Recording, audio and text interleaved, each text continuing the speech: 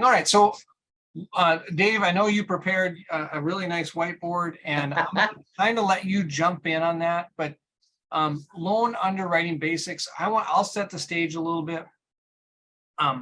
Maybe these come about in different ways, but the easiest maybe first example is I'm a borrower. I want to buy an investment building. Let's not go down the development road just yet. I want to buy an existing building with tenants, and I bring you, right, the concept of I want to buy this building, I need to borrow money. And you then underwrite that property. That's the basic of what we're talking about today. Right. And it's a conversation we have many times every day. And it usually starts with, I got this deal. And we say, great, here's what we want. We want a current rent roll in Excel. And we want the last 3 years of financials. Give us your letter of intent and give us your objectives. What do you want to do with this property? Is it a buy and hold? Is it a value add?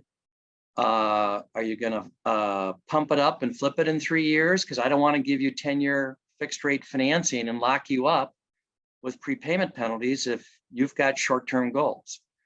So we want to talk about what it is you want to do with this asset, and that will help drive the type of money we can bring to the table. So as we get into, go ahead. And I was muted. You'd think I would learn one of these days to unmute myself. But yeah, go ahead and start. I think we're going to start with rent roll, right? Underwriting the rents. Yeah. In general, though, I'll go large and come right down to that. But there's the 4 main food groups: apartments, industrial, office, and retail. And if I had to rank them, it's apartments are first. Industrial is very, very hot. Retail has now jumped ahead of office, and office is the bottom of the stack. And then outside of that, you start looking at businesses that have real estate as part of their components: hospitality, self-storage. Those are senior housing. Those are businesses first and real estate second. So as we start talking with clients and we start talking about starting with a rent roll, what we're going to try and do is drive down to an NOI, because once we get to an NOI, there's lots of versions of an NOI. The buyer, the owner, the seller, the lender. Everybody has a different perspective of what net operating income is. And so depending on what we're trying to solve for, we typically are trying to solve for how the lender will look at the deal. And that is going to take into account things that the typical owner is going to say, well, don't worry about that. Or, we'll get through that issue. Right? That's not a problem. Well, from the lender's perspective, I'm going to foreclose on you and take that property back, and it's going to be my problem. So I am going to ask you about it. So I love that. Well, we can dig into that, but let's back up just for a second. You said something that surprised me 2 weeks ago at an event about retail.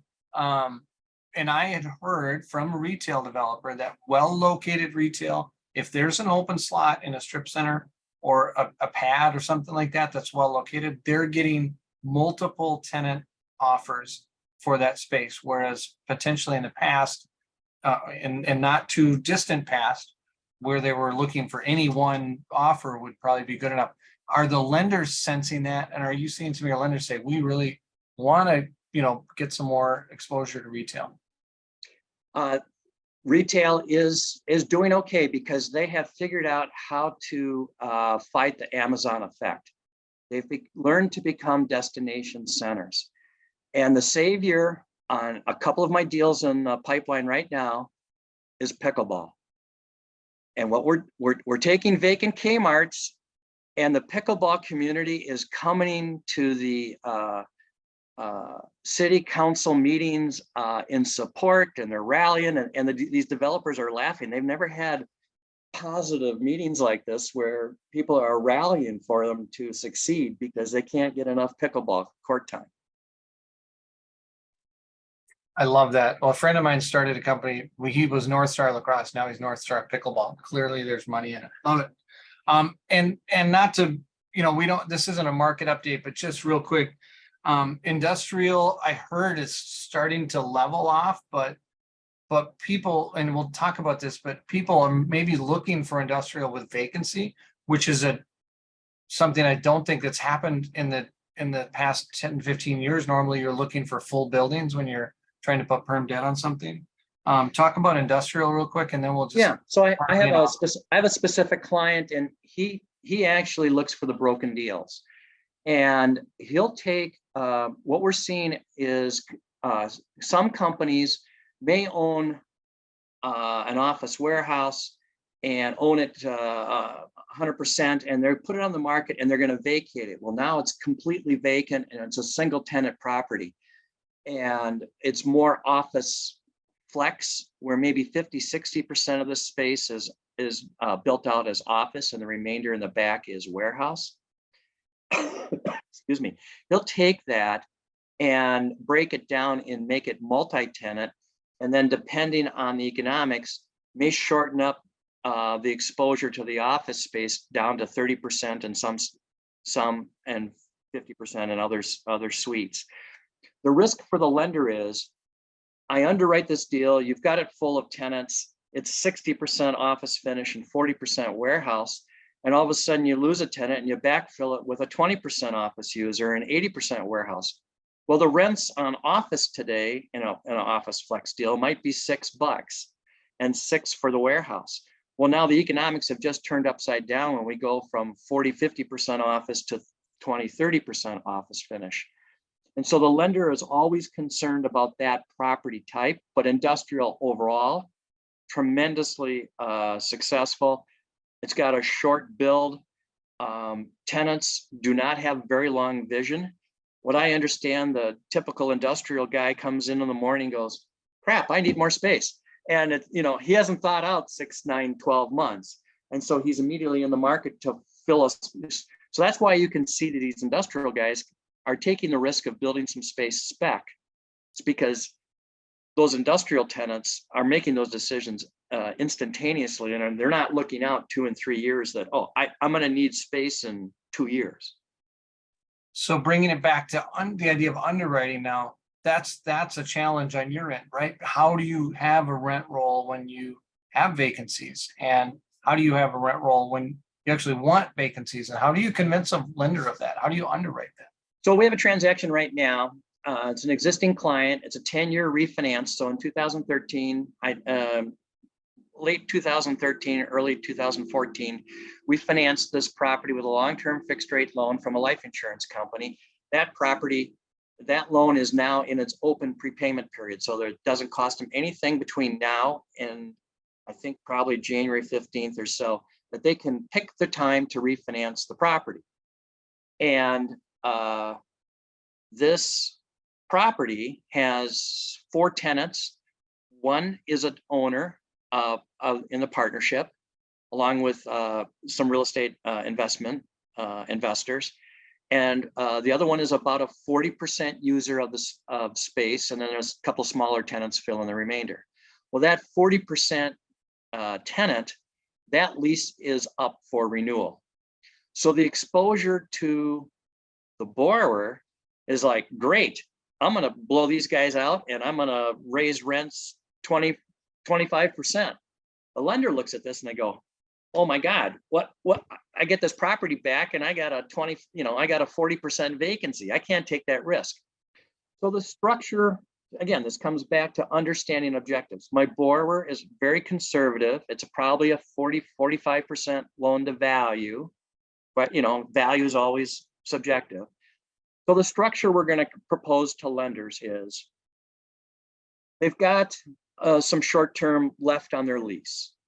We're going to come in and we're going to borrow enough money to set in escrow at closing to cover tenant improvements and leasing commissions. Say it's $400,000. We're going to set that aside. That's going to sit with the lender. And we're also going to sweep cash. So beyond debt service, we're going to take the cash flow and we're going to set it aside on top of that $400,000. And at some point in time, that lease requires the tenant either to provide notice that they're going to renew or provide notice that they're going to move on. And so we'll have 6-9 months leeway or heads up that that lease is going to roll, and we can account for it. So again, worst case scenario, lender puts on his foreclosure hat, I get the property back, I got cash to handle the problem, and I got time.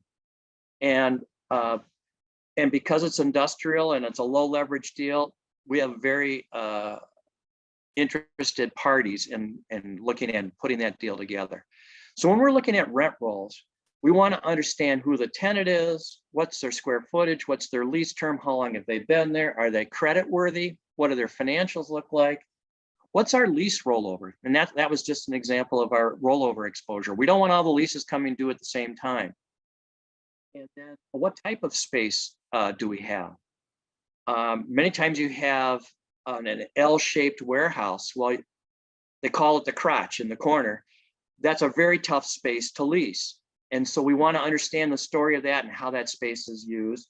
And then especially on industrial, we want to know docks and doors and clear height and when was the roof replaced? What's the story on that deal? So we try to get all that information as we're underwriting a transaction, because based on 3 years of historical financials, a current rent roll, a pro forma, and a current budget, our guys, our analysts sit and crunch all these numbers, and we try to come up with what is a fair representation of that property today, because lenders are looking at a snapshot of a property today, whereas a buyer says, well, I'm looking out 5-10 years, I'm going to roll these rents, I'm going to do this, I'm going to make all this money, I'm going to grow the property. Lender says, great, what's it look like today? Because that's all I can underwrite. I can't go out on these long-term assumptions of you're going to pop rents 25%. I love it. We got to do a little bit of housekeeping real quick. If you just logged in or you didn't put your name and your license number in the chat room, this is a belt and suspenders approach for us because we've been burned in the past. If you go in the chat room, we can then ID you by the chat you make. And then you have to answer 2 questions. We'll do the first one here in a couple minutes, and then make sure you're checking your answers. Then Caitlin has a way, when you do that, to name, to match people up and make sure you're the person you say that you are. Okay. Well, Dave, so that's, we didn't make a graphic, but kind of at the top of the underwriting is in anybody's spreadsheet, and everybody's got different spreadsheets, right? The top is the rent. How much rent can we underwrite, and how comfortable are we that rent's going to be there, and how long-term is that rent, right? Right. But so we can touch on a couple other things as far as the rent goes. And you said lenders aren't looking out long-term, but at some point you have to know the term of the lease, right? And then you have to know that you have to get out. So what are lenders thinking today in terms of that? Do people buy the assumption that rents are growing? Do you underwrite it as flat, or do we think that rents are declining? And how do you account for that?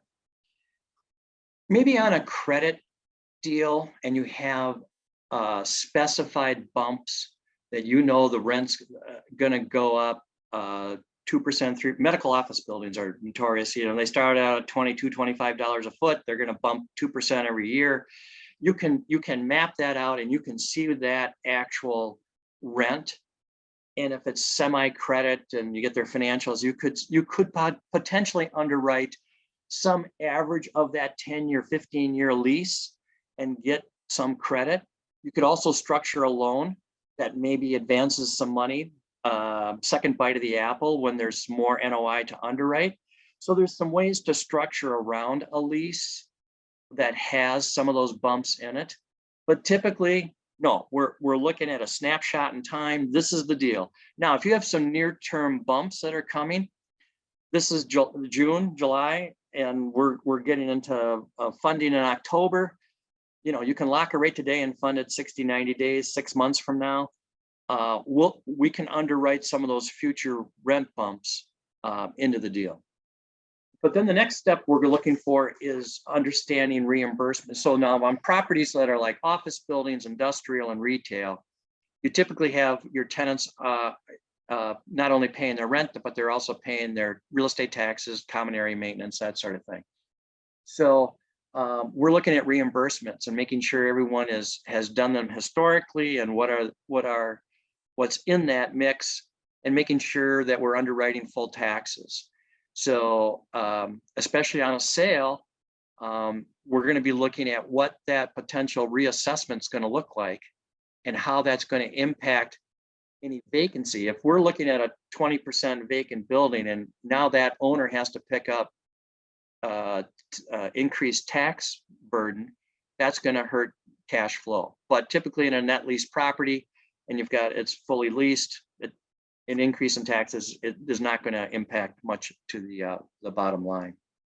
Things that owners don't account for much is many lenders will underwrite a management fee, a very small 2-3% fee, even if it's covered in the lease as a reimbursable to the tenant, because the lender says, hey, I'm going to have to hire a third party and to manage this asset for me because I'm down in Des Moines or I'm out in Hartford, and I'm not going to be able to be boots on the ground.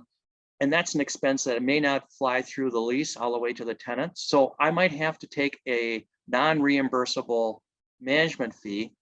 And the other thing that we're worrying about is it could be a net lease, but the owner still has some structural. You got roof, you got sidewalks, you got exterior. And so we might underwrite 20-25 cents a square foot per year as a reserve. So we take these things off the rent to drill down to an NOI that a lender is comfortable with. And the other big thing then becomes vacancy. The standard's 5%. Well, in some markets, not all properties are operating at 5%. Office, maybe some of the core apartments. And so they're going to take the higher of a 5% vacancy and or market in that underwriting to drill down to get to that NOI. We got to do quick housekeeping again. There is a live question in the chat room. If you need CE credit, you need to answer this question by typing in the chat room your answer. So make sure you can do that. If you can't do that, you want to reach out to Caitlin. Caitlin, I'll probably type your email address in a screenshot here in a second. Dave, real quick, Catherine Marinac and Chris Rohr, I emailed you guys. You both need to put your license number and name in the chat, please. Thank you. Excellent. Well, then we're in good shape if you've got those two. All right, great. Well, Dave, so we could do this class and we could teach you the math of the underwriting process, but what I think that you're talking about is the art of, and not necessarily the science. And I think that's the important points here. So you talked about vacancy, you talked about holdbacks and reserves as a cure for troubles in your rent roll. We talked about rent roll and we talked about NOI. Do you want to pull out your whiteboard and bring and you had some stuff that we talked about yesterday offline, and then that'll bring up the other topics, and I think we can roll this thing for the here and get some interesting conversations. So I'm going to leave the whiteboard available because I have to draw to talk. So I scratched them out on some sheets. So okay. But this will give you a flavor for where we were in 2021. So of course it shows up on as I hold it up, it goes backwards. So hopefully I can figure out what I've written. But in 2021, let's say a property had an NOI of $1 million. And interest rates were 3% on a 30-year amortization. So what we want to know is the constant. If it was interest only, the constant would be 3%. But when you amortize it over 30 years, your principal and interest payments for a year is 5.06%. And many lenders start out around a 125 debt service coverage. So if I multiply my constant times 125, that gives me a debt yield of 632. Well, what does a debt yield do for me? If I take my NOI and I divide it by 6.32%, that gives me a loan amount of $15.8 million. Cap rates at the time back in 2021, let's just pluck from air, PFA, we'll call it 5%. So the value of that asset was $20 million. So I'm getting a $15.8 million loan on a $20 million asset. The loan was 15.8, the value was 20, the loan to value was 79%. The equity then is 4.2 million. Because I've got a 125 cover and I've got $1 million of NOI, 800,000 of debt service, I have 200,000 of cash flow. So my cash on cash return in 2021 was 475, 476. Well, why would a buyer do that? Because they're hoping for rent growth and they got some amortization, and when you pile it all in there, they might be getting an all-in return of 6 to 8%. What happened in 2023? Let's just assume we still have the same NOI. Well, what's happened is interest rates went up. They went up to 575 or higher. And on that 30-year AM, we have a 7% constant now instead of, what was it, 623. Our debt yield, our debt yield has now gone up to 875. So when you take your NOI of $1 million and divide it by 875, you only get 11,000,004. We had 15.8. Now we're down to 11.4. So what is value? So the buyer comes in and he says, well, look, I had a $20 million value, or the seller says, I had a $20 million value. I like my 21 valuation. But now the loan to value has plummeted from 79% to 57%, if that value is really true. So that means the equity's gone up to 8 million too.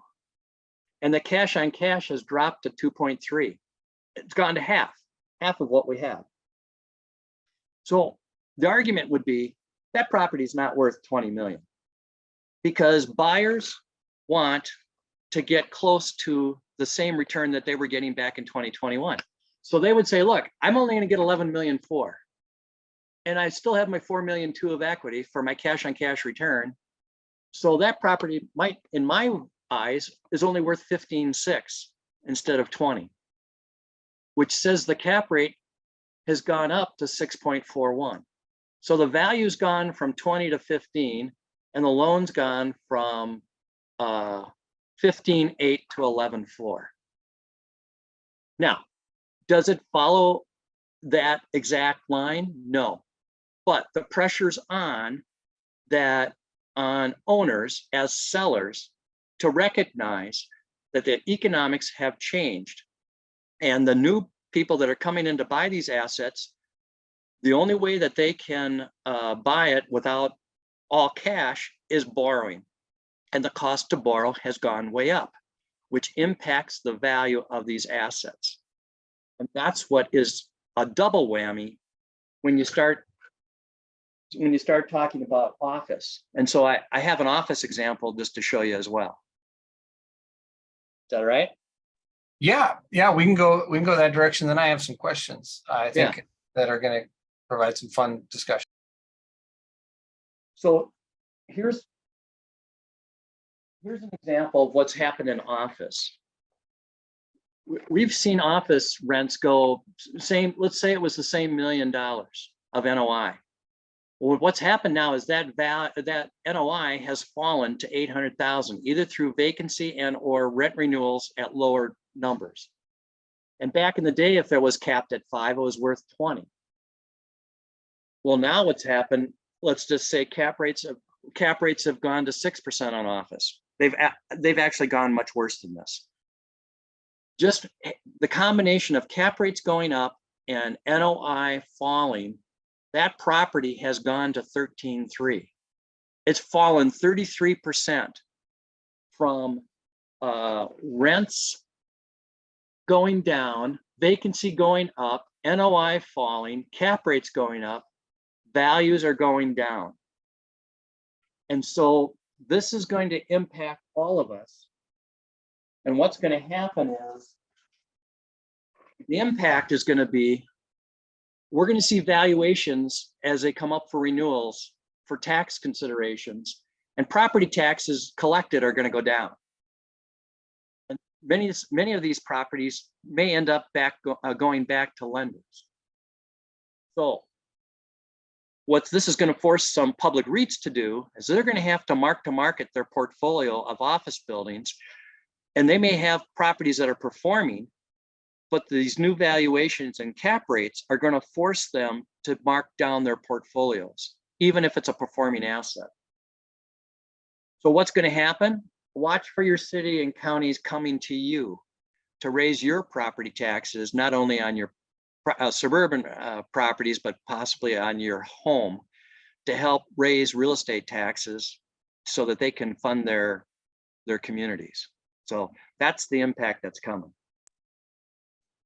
Well, we got to back up because that was chock full of information, and that was the stuff that I envisioned that we would cover. And somebody chimed in and asked a question that was exactly what I was thinking, is this loan constant concept, and how do we do the math? So let me just throw something out that from my perspective, and then I'm going to turn it back over to you. When I was actively investing in properties, I don't glaze over in math, but I know when I bring it up, a lot of people, their eyes roll back in their head and they're like, why are you talking about loan constants? I love the idea of a loan constant debt yield, sort of, because that brings into the coverage, but I can look at a deal really quickly if I understand how loan constants work and figure out if debt is accretive or not. And by accretive, I mean, is debt helpful to me or not helpful to me? And the way I do that is just what's the cap rate and what's the loan constant. So if the cap rate's 7 and the loan constant 7, I'm kind of 50-50. Right. The loan's sort of not super accretive, and that's okay. But if the cap rate is 9 and the loan constant 6, then I've got a deal. Now I'm trying to figure out why is this such a good deal? But the point is that debt becomes accretive, and I want to borrow as much as I possibly can. So let's go back, Dave. It's really simple to calculate, but how do I calculate? So where your constant is below your cap rate, it's called positive leverage. And when your constant is above your cap rate, it's negative leverage. So if I can come in and I can buy a property at a 8% return. I'm just drawing something here. Okay. So your loan constant is your annual debt service. So you in your calculator, you put in your you get your monthly payment, you multiply it times 12, and you divide it by your loan amount. That is your loan constant. If you had an interest only loan, your 3% or 5% interest, your constant's 5. If you amortize it over 30 years, then your constant is going to include principal and interest divided by your loan amount. So that determines your constant. Right. So if your annual payments are $100,000 per year, and your loan balance is $1 million, your loan constant's 10. 100,000 divided by $1 million. Your loan constant is a combination of the principal and the interest. So your interest rate determines the interest amount. $1 million loan, 5% interest. That's $50,000 a year in interest. So the interest rate is interesting. But if you just compare interest rate to your cap rate, it doesn't tell you the amount of cash it's going to take to pay that debt back. So when you calculate that loan constant, if anybody still wants another refresher on that, we can do a little more math. But if the loan constant captures that full payment amount, right? That's the theory. Right. And so depending if it's even, above, below, it's positive. If I can come in and buy a property all cash at 8%, I'm getting an 8% return. I'm going to use debt. If my constant, the example you used, is 10%, more cash flow is going to retire the debt than if I was getting an 8% return. So now I have negative leverage. My cash on cash return might drop to 6%. Right. So it's not accretive. So then let's talk about the things that go into a loan constant. For the people who aren't going to just jump around and do math like you and I probably do, Dave. Amortization term, right? Yep. The longer it is, the lower your debt constant, the shorter it is, the higher. So if I'm running around trying to buy properties or trying to figure out how Dave Rasmussen is going to underwrite it, I might want to call Dave and say, where are lenders at in terms of amortization periods right now? And so maybe real quick, let's address that. Where are lenders at in terms of amortization? 30 years still the norm? Can you get 40? Is it 25? Is it 20? Is it 15? What are you seeing? It depends on the asset class. Very common that in apartments it's 30. Most commercial properties are 25. Recently this spring, we've had some lenders come to the market and they've tweaked two of these math components, one being amortization and the other debt service coverage. If the standard was 25, they said, we'll go to 27. We'll maybe go to 29 or 30. So what they're trying to do is they're stretching out the payments over time and lowering that constant. So that's one half of the factor. The other one's the debt service coverage. If I needed 125 as a general rule, maybe I can go to 122, maybe I can go to 120. That combination of those two factors lowers the debt yield, which raises proceeds. So in a rising interest rate environment, your proceeds get cut. And to try and claw back some of that money, lenders are trying to get creative by saying, let me see if I can't take a little less debt service coverage, and maybe I can amortize that property over a little longer period of time. And instead of cutting your loan down to 60% loan to value, I can get you back to 65 or 67. I'm never going to get you back to 75 at today's rates, but maybe I can get you a little bit more than that 55 or 60% loan to value. So then another component of the loan constant is interest rates. So this is probably something you and I could do a weekly webinar on, but where are rates at and what direction is the temperature of people? Do they feel like it's headed? So you've got short-term rates, which are directed by the Fed. And we had this exchange on LinkedIn about whether or not they were going to increase them here a couple months ago, and they did. They're paused, but they have said that they're going to continue to press. And what they're trying to do is cool down borrowing overall globally and nationally, and some development, which impacts development. Long term, that's just driven by investors and their perception of inflation. And so if we think that they're going to get control of inflation, long-term treasuries should start coming back in. The hard part is that the competition for funds, especially at life insurance companies, you have the chief investment officer that sits at the top of the pile of cash. And so he's got corporate bonds and he's got mortgages are the two main investments. They're not playing in the stock market typically at a life insurance company. They're playing in those two fixed income scenarios because their obligations are very long-term. They're taking your money for your life insurance and they're waiting for you to die 50 years from now.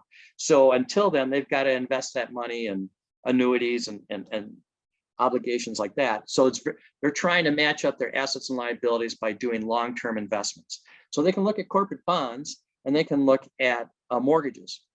So we've had this spring, we had 4 or 5 life insurance companies all the same week decide that they were hitting the pause button on doing mortgages because the chief investment officer said, why would I do a mortgage that's illiquid when I can do a corporate bond that's creditworthy? I can buy it today and I can sell it tomorrow and I can earn over 5%. I can't get enough risk-adjusted return on a real estate mortgage that makes sense to me today. So I'm going to hit the pause button and I'm going to take the bucket of money and throw it to the bond guys. So we've had that disruption in the marketplace. Well, that was a long answer to, I think interest rates are going to go up, and you and I have debated this, and I've changed my mind. I feel like the Fed is hell bent on until they see more failures, they're just not going to stop, which is unfortunate. We're talking about jobs and real people's wealth and savings.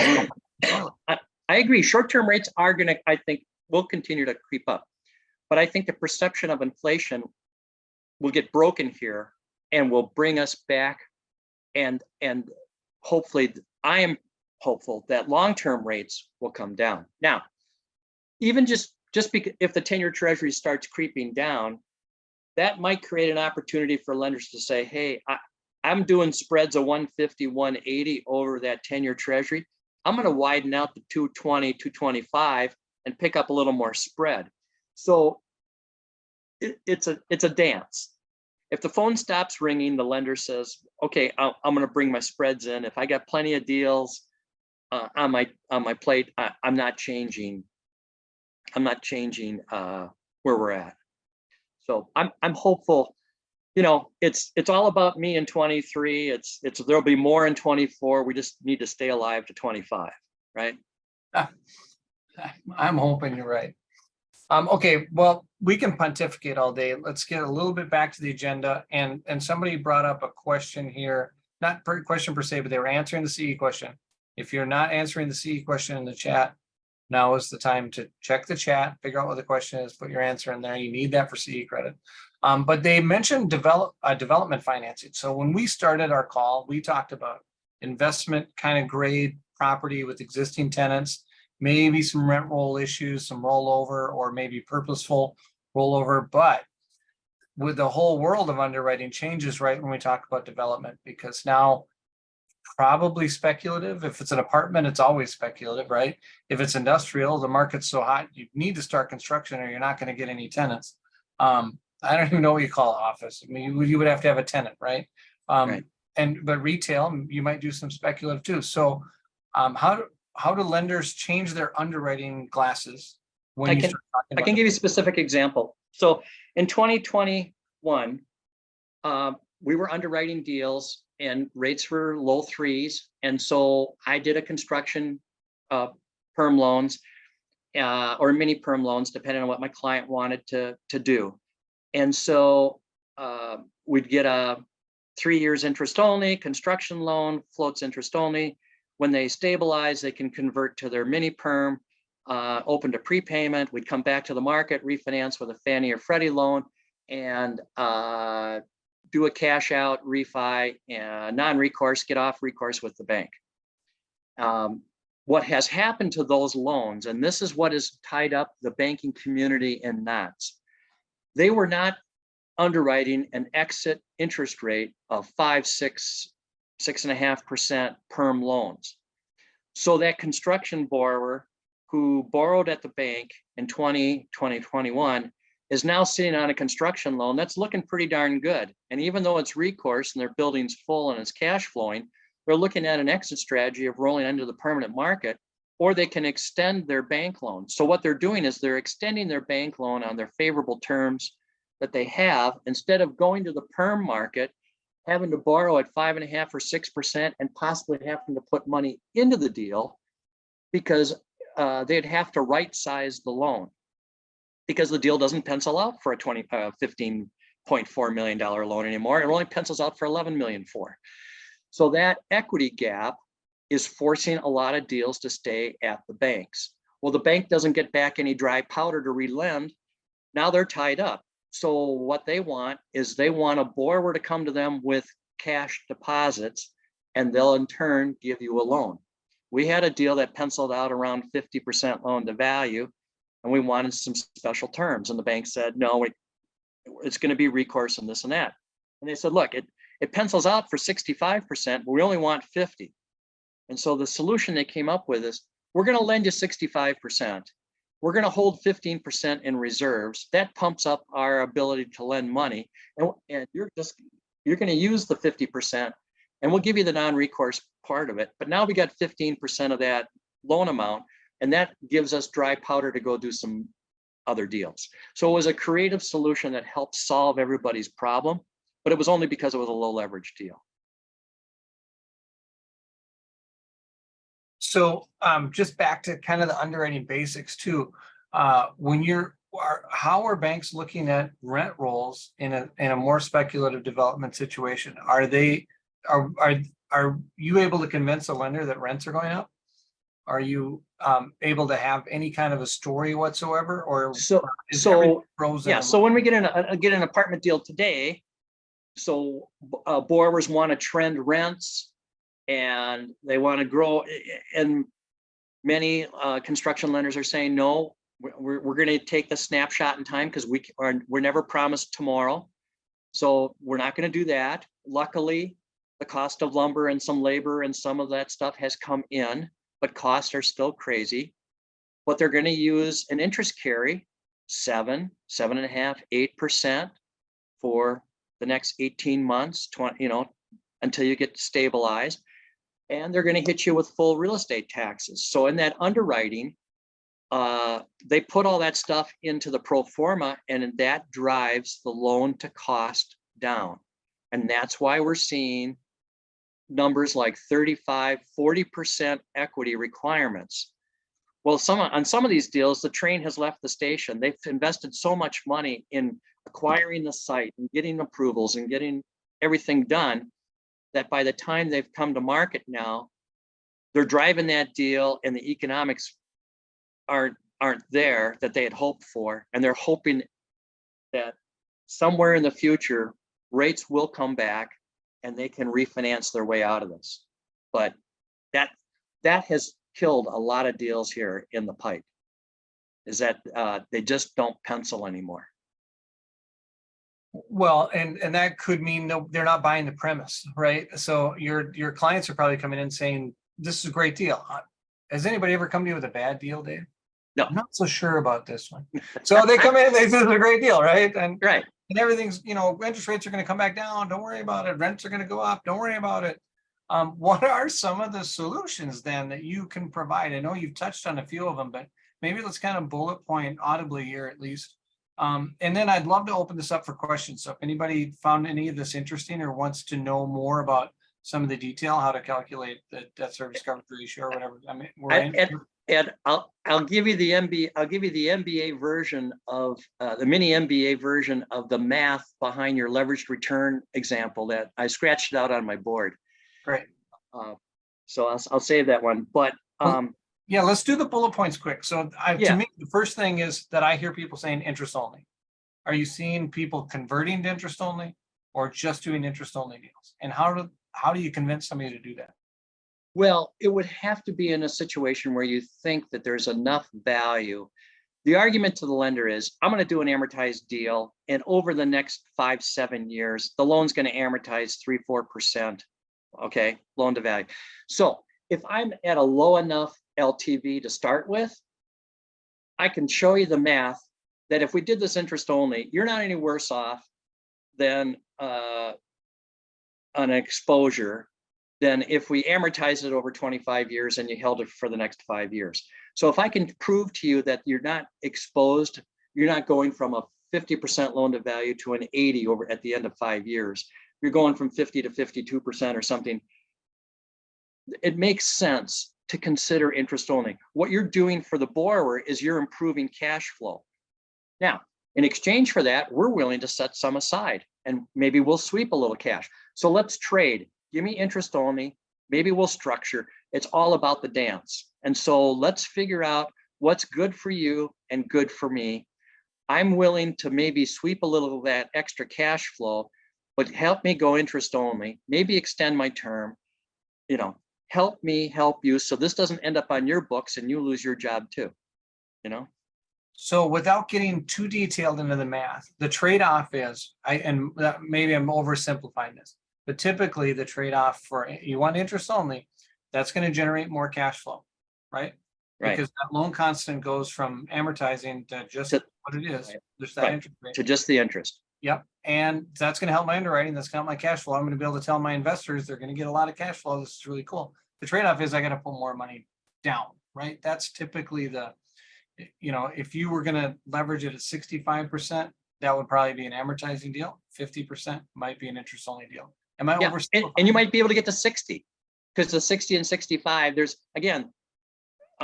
there's not enough amortized off a loan in a short period of time that would impact it that much. But yeah, that's the kind of conversations that I'm hoping lenders are open to and will listen.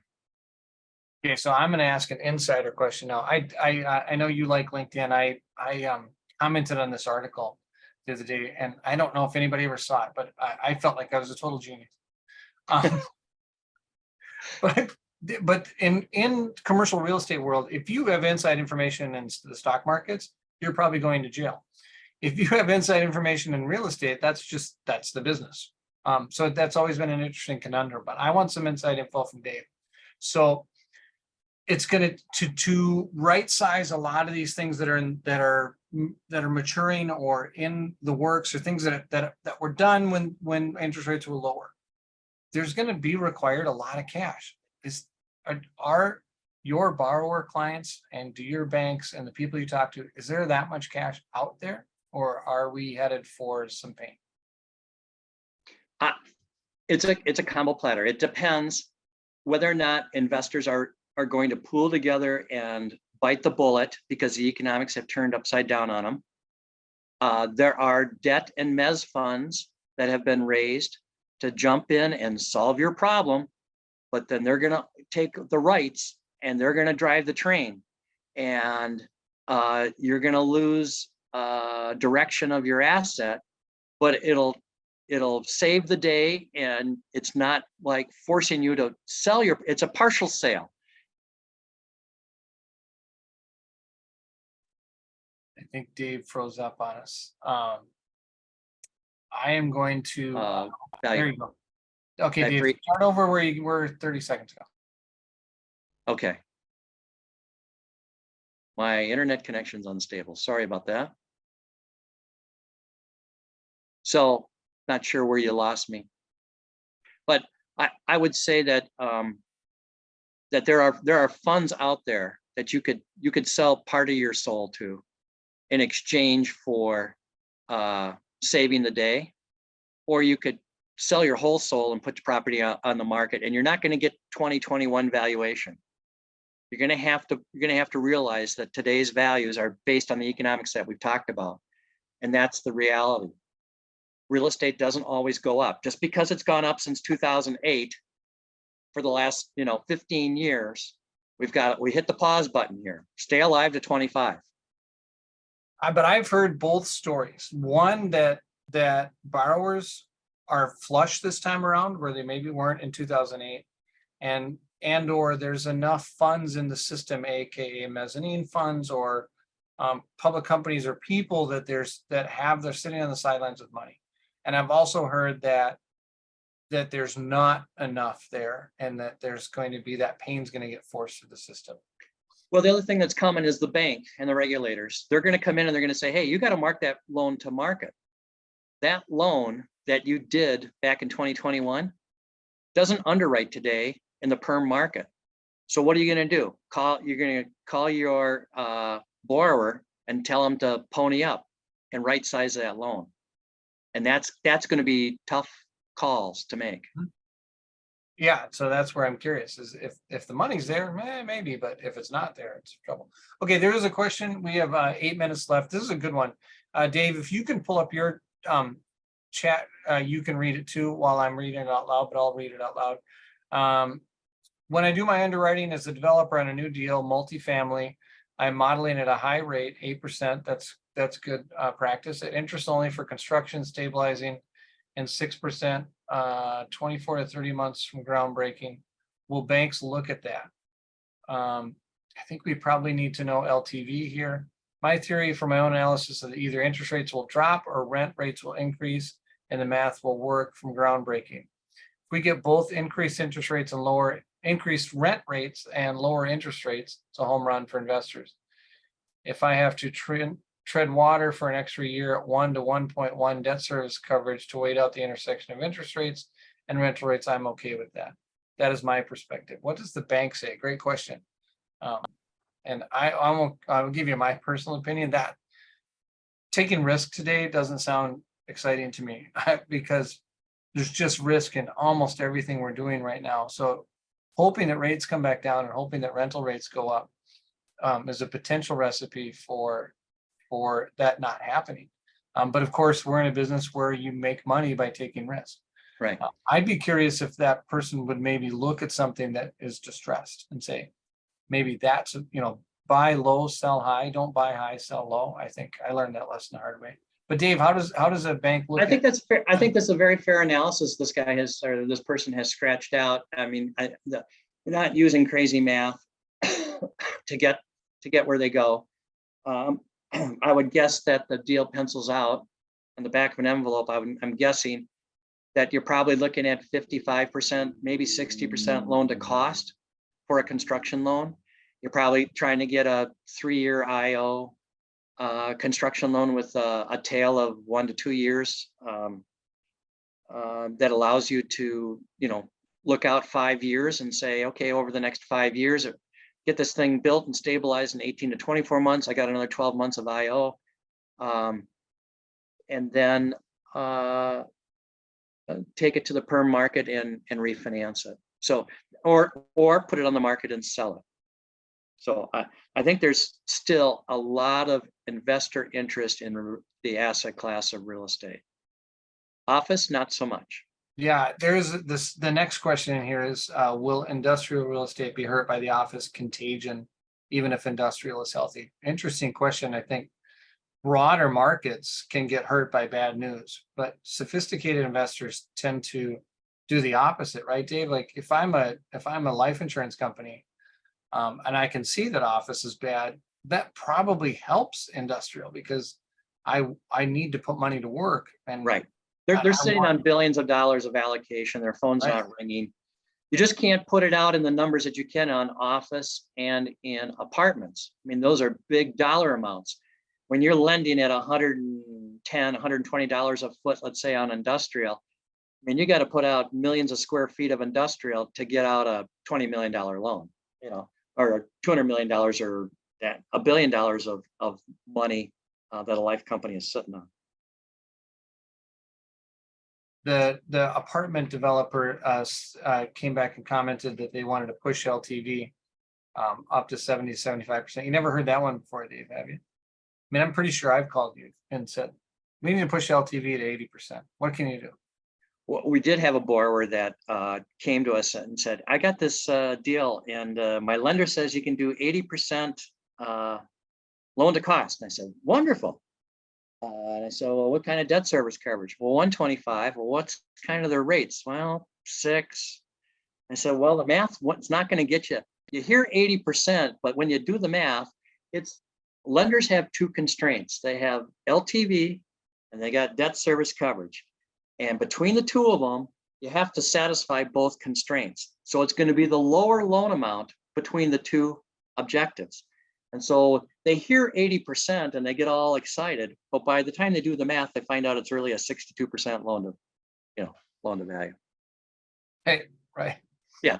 Fair point. I think so. Just follow up. Tim McShane followed up and said, I'm referring to how the banks will lend on industrial. I think we covered that, given how it's still a very, very favorite asset class, and the other thing you always hear is, oh, we're going to convert all office buildings to apartments. Well, you can do that with the what was the Old Republic Title building because it's long and narrow and there's not much of a corridor and a dead space. You can't take an office building on a block and try and figure out how to give everybody windows, so the plumbing and the conversion, you can't convert every office building to apartments. So that's not the solution for office. And the ceilings are too low for pickleball. So I don't know. Hey, every time I read something in the Star Tribune or something, we're going to convert all these office buildings to apartments. I'm like, I've done that, and no, you're not. Yeah. Go get a construction bid and then come back and tell me that you think that's a good idea because you can build new cheaper a lot of times. I have a personal kind of question here, Dave. I haven't done an office deal in a long time, and I feel like it's just not for me. You got to have a really strong lining in your stomach. But what I was surprised by in an event 2 or 3 weeks ago was the cost of tenant improvements. Yeah. We didn't talk much about TIs, but has that been an underwriting issue? The cost of tenant improvements appears to have skyrocketed while I was living under a rock. We don't get a lot of, as a commercial mortgage banker, we tend to look at stabilized deals. And we're looking about either an acquisition loan or a refinance. On the construction loans, it's been more, I've done maybe 8-10 construction loan apartment deals. But the typical mortgage banker is long-term fixed rate financing. And so we don't look too much at TILC, tenant improvements, leasing commissions. And so, but yes, the cost of office has really gone crazy. And I think the flight to suburbia to get away from crime, carjackings, just all the stuff in downtown. I have a client that owned a lot of flex, going back, flex industrial. When COVID first hit, he was getting calls from IDS tenants who wanted to have their own space, free parking, be able to walk into their front door, control who came to see them. And so COVID drove just a boatload of tenants out of the towers and into suburbia and into these flex industrial deals. So it's been good for the suburbs and not so good for downtown. That we have hit time. I'm okay staying on if people have questions. If you need CE credit, now is the time. One more time, belt and suspenders, pop your name in the chat room with your number. It makes it super easy for Caitlin to take attendance. But feel free to ask questions. And Dave and I, we can go a couple minutes over. I think I'm always talkative. I don't mind. So I'm just going to watch the chat room here. Dave, do you want to give final comments while people log out? Okay, so here's the super bonus MBA formula. You ready? All right. So here's my Karl Rove board. Leveraged return is equal to your cap rate minus your percentage debt times your constant divided by equity. So in your example, you said you were going to buy a building and get an 8% return. So you pay all cash, you get 8%, but your constant on your debt is 10. Well, 75% of that, so you have your cash flow, NOI, you have to pay your debt service, and that return then is on your equity. When you do the math, you end up with a 2% return, cash on cash return, because after debt service, you only have a 2% return. So if you paid all cash for that building, you got an 8, and your constant's a 10, that's negative leverage. So that's the math. That formula is the math behind your question. Way more than you wanted to know. I just put in the chat room my personal email address. It's toddphillipsmail@gmail.com. That email goes to my phone everywhere I go. If you were in this and you want that math, I'll type out Dave's chicken scratches or screenshot it and send that to you. That's I can write it up. But basically what that says is you got your cap rate. That's your 8% return, all cash on cash, right? You got to pay your debt service. Yep. Well, 75% of your cash flow, or you're borrowing 75% of your funds, and your constant's a 10. So that's 7.5. 8 minus 7.5 is a half a point. You get on a 25% equity. So 4 times a half a point is 2 points. Your cash on cash return drops from an 8% all cash return to a 2% leveraged return because your cost of your capital is above your cap rate. It just, I'm putting a bow on the example you gave us. I love the way you recapped this whole 1 hour event. When I first learned about this business, I was right out of law school and I thought I was smarter than everybody. And I met some developers that said, look, Todd, if you can't do the math on a napkin, don't do the deal. And I love that that's napkin math, man. Right? It is. And that's what you have to do, because you're in conversations and you're trying to gain trust and be able to say, this is how it works.